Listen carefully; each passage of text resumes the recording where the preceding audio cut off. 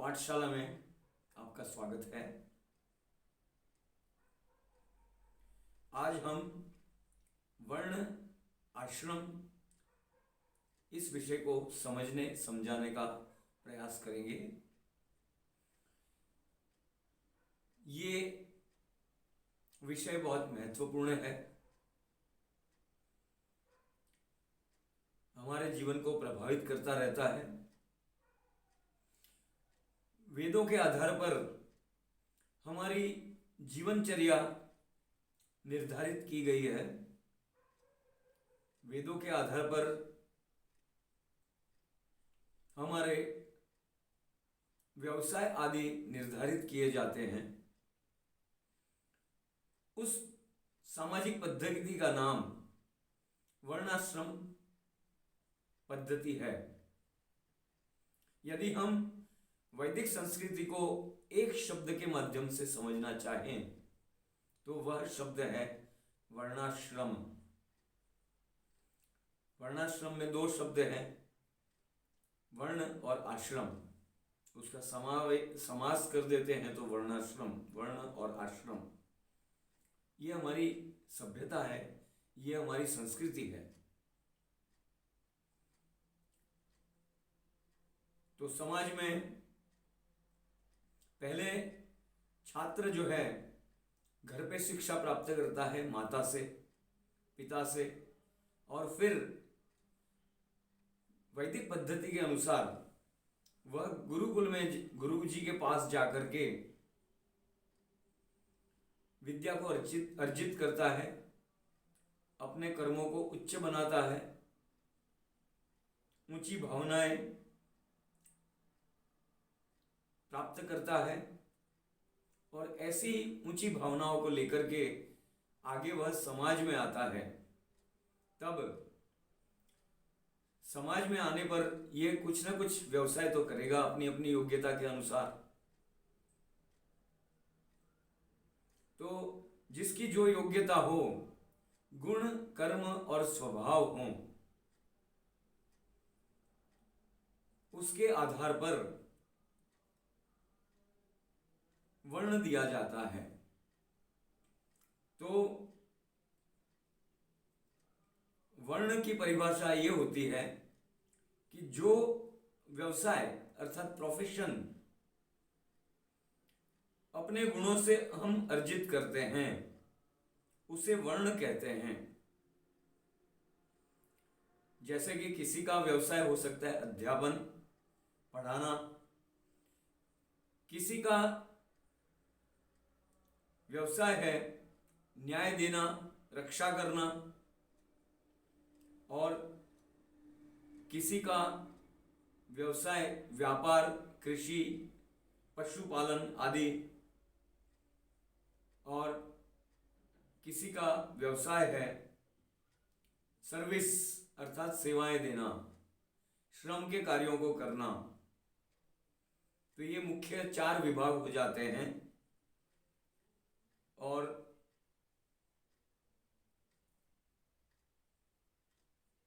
ये व्यवसायों का वर्गीकरण हुआ। वर्ण अर्थात व्यक्ति क्या करेगा, तो ये उसका कर्तव्य क्या रहेगा।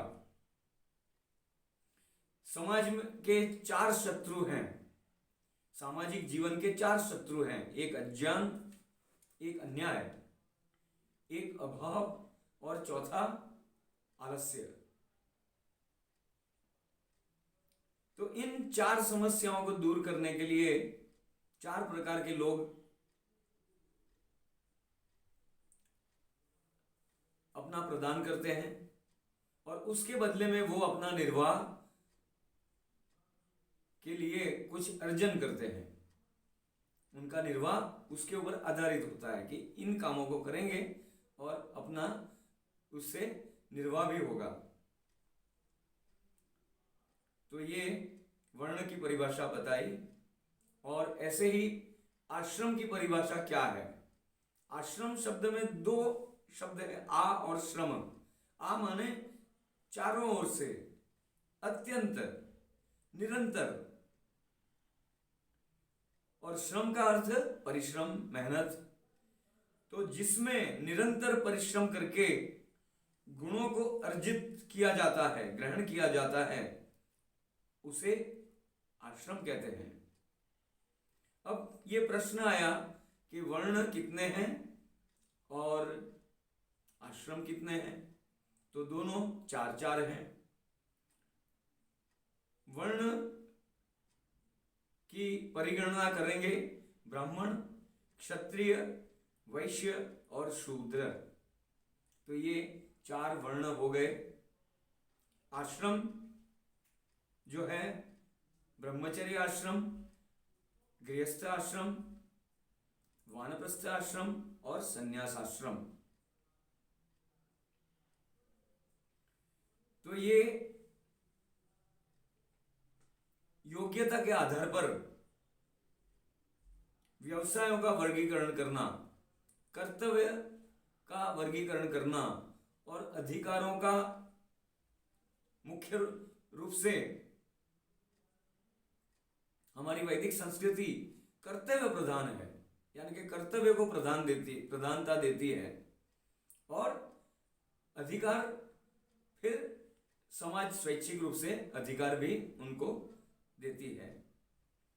किसी को सम्मान देती है तो किसी को अधिकार देती है, धन संपत्ति देती है किसी को।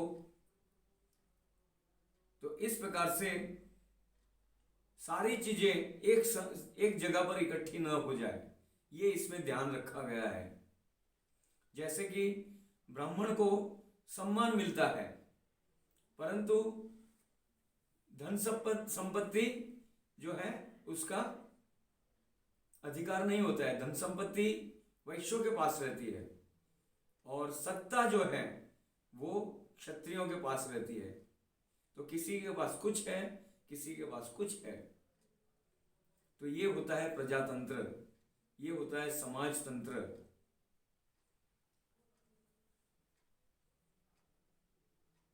एक प्रश्न आता है कि जो ब्राह्मण, क्षत्रिय और वैश्य और शूद्र है, क्या यह जन्म के आधार पर है? तो इसका उत्तर है कि नहीं, ये गुण, कर्म और स्वभाव के ऊपर आधारित होता है। प्राचीन काल में एक वैदिक ढंग की जन्म पत्रिका प्रत्येक व्यक्ति की रखी जाती थी। वो जन्म पत्रिका क्या होती थी उसके विषय में मैं बताने का प्रयास करूंगा कि जन्म से लेकर के 5 वर्ष का बालक अधिकांश माता के पास रहता है। तो बालक की माता जन्म से लेकर के उस बालक के मुख्य आचरणों को, उसके स्वभावों को, उसके गुणों को उस संचिका में, उस डायरी में लिखती जाती थी, उस पत्रिका में लिखती रहती थी कि ये बालक में कैसा स्वभाव है, दानी है, उदार है या कंजूस है, लोभी, लालची, क्रोधी या शांत है, सौम्य है, सरल है, बड़ों का आदर करने वाला है, वस्तुओं के लिए जिद करता है, नहीं करता है, उसके जो स्वभाव होता है, आग्रह वाला है, जिद्दी है या सरल है,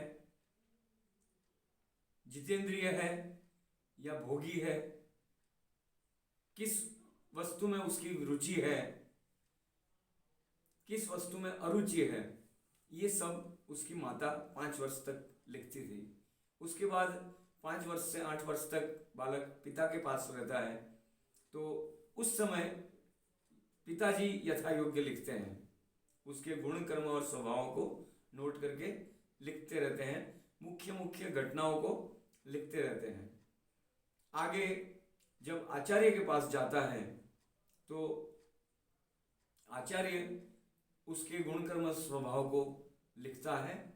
तो उन गुण, कर्म, स्वभावों के आधार पर आचार्य लोग उसकी विशेष परीक्षा करके उनको पदवी देते थे, उनको वर्ण प्रदान करते थे। तो ये जन्म से नहीं होता है, गुण, कर्म और स्वभावों से होता है। तो ये परंपरा जो है कुछ कालों से लुप्त हो गई। तो अब समझने का प्रयास करेंगे कि ब्राह्मण किसे कहते हैं, क्षत्रिय किसे कहते हैं, वैश्य और शूद्र किसे कहते हैं। तो जो बालक गुरुकुल में जिसने प्रवेश लिया और वो वहां पर उसके गुण कर्म स्वभाव ऐसे पाए गए कि उसकी विद्या पढ़ाने में रुचि है। जैसे कि पिछले प्रवचनों में मैंने बताया कि एक आदर्श विद्यार्थी कैसा होता है, और जो आदर्श विद्यार्थी होता है वही आदर्श अध्यापक बन सकता है। तो विद्यार्थी काल में जो रुचिपूर्वक पढ़ता है, आगे मुझे पढ़ाना है ऐसी भावना मन में लेकर के पढ़ता है, उसको बार बार दोहराता है और तपस्या भी करता है, ज्ञान भी अर्जित करता है। तो जिसकी योग्यता ज्ञान और तपस्या के क्षेत्र में विशेष योग्यता है, डिस्टिंक्शन है ऐसे विषयों में, ज्ञान के विषय में और तपस्या के विषय में, आचरण के विषय में, जो संयमी है, जो जितेंद्रिय है, धर्मात्मा और परोपकारी स्वभाव है जिसका, जिसको पढ़ाने में रुचि है, ऐसे व्यक्ति को पढ़ाने का कार्य सौंपा जाता है और उसको ब्राह्मण की पदवी दी जाती है। तो मुख्य योग्यता ये हुई ज्ञानी और तपस्वी होना, क्योंकि ब्राह्मण को समाज का मुख कहा गया है वेदों में, कि समाज रूपी एक पुरुष है, महान पुरुष है, जो कि हजारों सिर वाला, हजारों हाथ वाला और हजारों पांव वाला है। ऐसा जो पुरुष है, समाज पुरुष, उसमें ब्राह्मण जो है वो मुख स्थानीय है। अब आप देखिए, मुख की रचना को देखिएगा कि मुख में सारी ज्ञानेंद्रियां हैं। जो भी ज्ञान हम प्राप्त करते हैं इंद्रियों के माध्यम से, उन पांचों ज्ञानेंद्रियां मुख में स्थित हैं। देखने की इंद्रिय, नेत्र इंद्रिय, श्रोत्र इंद्रिय यानी कि सुनने की इंद्रिय, चखने की इंद्रिय और स्पर्श की इंद्रिय और सूंघने की इंद्रिय, घ्राण इंद्रिय, ये पांचों ज्ञानेंद्रियां जो हैं वो मुख में स्थित है, अर्थात ज्ञान का केंद्र मुख है। तो ये ब्राह्मण समाज में ज्ञानी होना चाहिए, अधिक से अधिक ज्ञानवान होना चाहिए। साथ साथ में ये हमारा मुख की रचना ये है कि मुख तपस्वी होता है। ये शीतकाल आ गया है, हम अपने शरीर को पूरा पांव से लेकर के सिर तक ढक देते हैं, परंतु हमारा मुख जो है, हमारा चेहरे का आगे का भाग है, वो तो हर स्थिति में खुला ही रखना होता है और वो इस शीतकाल को सहन भी करता है। तो जो तपस्वी है, जो ज्ञानी है, उसे ब्राह्मण की पदवी दी जाती है। आगे बढ़ते हुए क्षत्रिय किसे कहते हैं? तो समाज रूपी जो शरीर है, पुरुष है, उसमें जो बाहु का स्थान है वो क्षत्रिय का है। आपने देखा होगा कि शरीर में कहीं पर भी चोट लगने वाली हो तो उसकी रक्षा करने के लिए कौन आगे बढ़ता है? हमारे हाथ ही बढ़ते हैं और बचाव करते हैं। सामने से जो कोई भी मार पड़ रही है, चाहे वो लाठी से हो या मुक्के से हो या कोई और हथियार से हो, तो वहां पर बचाव के लिए हाथ आगे आते हैं, उस अंग का बचाव करते हैं। तो समाज के किसी भी अंग में अन्याय हो रहा है, उसकी रक्षा की आवश्यकता है, तो उस समय जो तत्पर होता है तो वो क्षत्रिय कहलाता है। तो गुरुकुल में गुरुजन उस जन्म पत्रिका आधार पर देखते हैं कि इसकी शूरवीरता और साहसिकता, जिसमें हो पराक्रम हो, सामने हजार भी विपक्षी क्यों ना हो, लड़ाई में कभी वो पीछे न हटने वाला, ऐसा जो बहादुर व्यक्ति होता है। बहादुरी के गुण भी हर किसी में नहीं होते हैं, किसी किसी में होते हैं। जिस किसी में भी ऐसे पराक्रम के, बहादुरी के गुण होते हैं, वो हमारे समाज के क्षत्रिय कहलाते हैं। इसका अर्थात जो समाज में अन्याय की स्थिति है उसको निवारण करने की जिसकी प्रतिज्ञा है कि मैं अन्याय को नहीं टिकने दूंगा, मैं अपने प्राण दे दूंगा, परंतु अन्याय को दूर कर दूंगा, ऐसे प्रतिज्ञा वाले व्यक्ति को क्षत्रिय की पदवी दी जाती है। अर्थात जो प्रजा का पालन करने वाला और रक्षा करने वाला व्यक्ति है उसे क्षत्रिय कहते हैं। तो उस व्यक्ति में ऐसे गुण भी होने चाहिए कि प्रजा का पालन के दो अर्थ हो गए।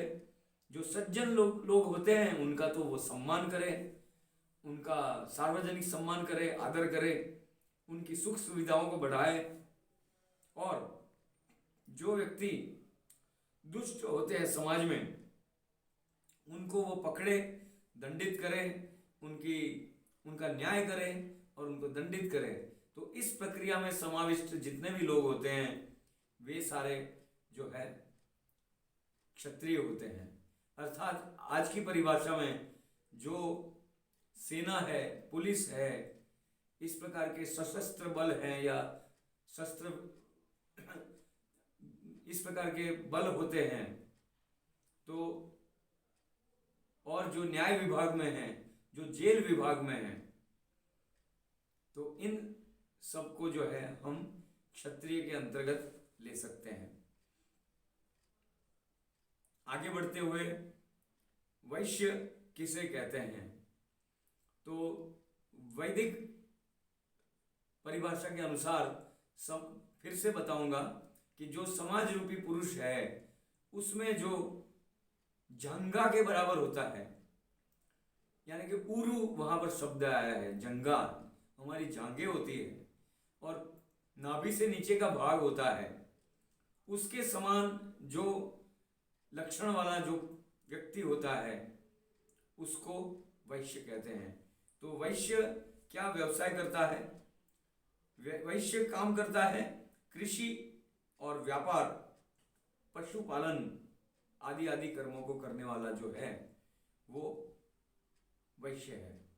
तो जिसको कहते हैं ट्रेड, कॉमर्स, बिजनेस,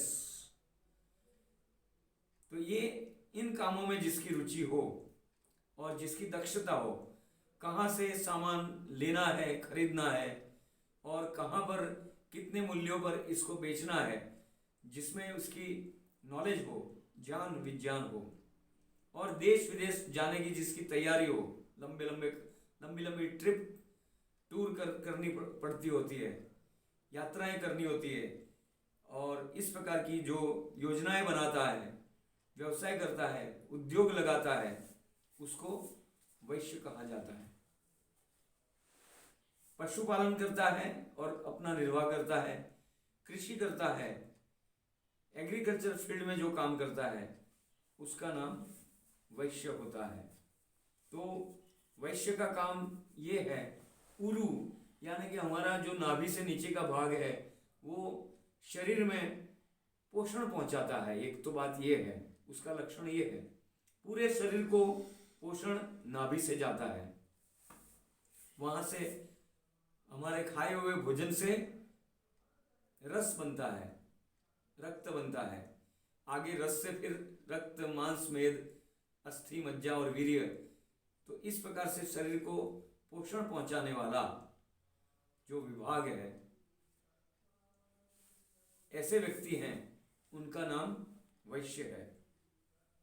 तो ये दूसरा ये है कि जो जांघों के बल से हम अनेक कामों को करते हैं, यात्रा आदि के काम करते हैं, तो ये भी जो है यात्रा का भी लक्षण उसमें आ गया कि जो अपने व्यवसाय के कारण यात्राएं करता है, माल खरीदने के लिए, माल बेचने के लिए, तो ये जिसमें कुशलता होती है उसको वैश्य कहा जाता है। अगला प्रश्न ये है कि शूद्र किसे कहते हैं। तो वैदिक समाज व्यवस्था में अनिवार्य शिक्षा रहती थी, कंपलसरी एजुकेशन, यानी कि हर किसी को अपने 5 वर्ष के 8 वर्ष के बालक को गुरुकुल में अवश्य भेजना होता था। और जो कोई माता पिता अपने बालक को गुरुकुल में नहीं भेजते थे, उनको दंड दिया जाता था। तो हर किसी बालक का प्रवेश गुरुकुल में होता था, परंतु गुरुकुल में जाने पर योग्यता की कमी के कारण कई बालक ऐसे होते थे कि जो ऐसे ज्ञान विज्ञान के क्षेत्र में या रक्षा की जो गुणकर्म स्वभाव है, ज्ञान विज्ञान और तपस्या का क्षेत्र है, दूसरा रक्षा और प्रजापालन, और तीसरा कृषि व्यापार आदि जो कर्म होते हैं उसमें जो ऊहा होनी चाहिए, जो प्रतिभा होनी चाहिए, बुद्धि होनी चाहिए, उस बुद्धि को अर्जित करने में जो असफल हुए। अब ऐसे विद्यार्थियों को, ऐसे ब्रह्मचारियों को फिर कहा जाता था कि आप में इन 3 वर्णों की योग्यता नहीं है, परंतु आपने गुरुकुल में रहकर के तपस्या की है, तो अवश्य ही आप इतने तो योग्य हैं कि ये जो 3 वर्ण है उनको आप सहयोग कर सकते हैं, उनको आप श्रमदान कर सकते हैं। तो इस प्रकार से जो वहां गुरुकुल में जाकर के अनुत्तीर्ण हुए, ऐसे जो सभ्य और शिष्ट लोग होते हैं, उनको मजदूर, सेवक आदि श्रमजीवी व्यक्ति के रूप में काम करना होता है, और ऐसे व्यक्तियों को शूद्र कहा जाता है। अब एक प्रश्न ये आता है कि क्या ये शूद्र और इस प्रकार के लोग होते हैं, क्या वे वैदिक पद्धति के अनुसार अछूत होते हैं, अस्पृश्य होते हैं? इसका उत्तर है कि नहीं। शूद्र जो है वो गुरुकुल में गया भी है और पूरा पढ़ा है और पूरी सुविधा उनको समान रूप से मिली है। गुरुजी ने सुविधा देने में कोई भेदभाव नहीं किया है, विद्या देने में भी कोई भेदभाव नहीं किया है, परंतु आगे उनकी योग्यता नहीं है, इसलिए महत्वपूर्ण कार्यों को न दे करके उनको श्रम के कार्य दिए गए हैं, सेवा के कार्य दिए गए हैं। इसलिए वो समाज का एक अभिन्न अंग है, वो पांव के तुल्य होता है। पांव जो होता है वो हमें इस पूरे शरीर का भार उठाता है और सेवा करता है। जहाँ इन तीनों को जाना हो तो इन तीनों की आवश्यकता अनुसार जहाँ जाना हो वहाँ ले जाने वाला शूद्र होता है। अर्थात शूद्र के बिना इन 3 वर्णों का भी काम नहीं चलता है, इसलिए वो उनके एक अंग के रूप में है, विशिष्ट अंग के रूप में है, पांव का संज्ञा दी गई है। तो इस प्रकार से राष्ट्र का और समाज का ये अभिन्न अंग होता है। अब एक प्रश्न ये आया है कि क्या शूद्र जो है वो ब्राह्मण बन सकता है? और इसका उत्तर है कि हाँ, बन सकता है, और इसके असंख्य उदाहरण भी मिल जाते हैं। तो मनुस्मृति में श्लोक आया है कि शूद्रो ब्राह्मणताम एति, ब्राह्मणश्च एति शूद्रताम, क्षत्रिय जातम एवंतु विद्या वैश्य तथा तथैव च। तो ये शूद्र जो है ब्राह्मणता को प्राप्त करता है, ब्राह्मण धर्म को प्राप्त करके ब्राह्मण बन जाता है, और ब्राह्मण अपने कर्तव्यों से च्युत हो जाता है तो वो शूद्रता को प्राप्त करता है।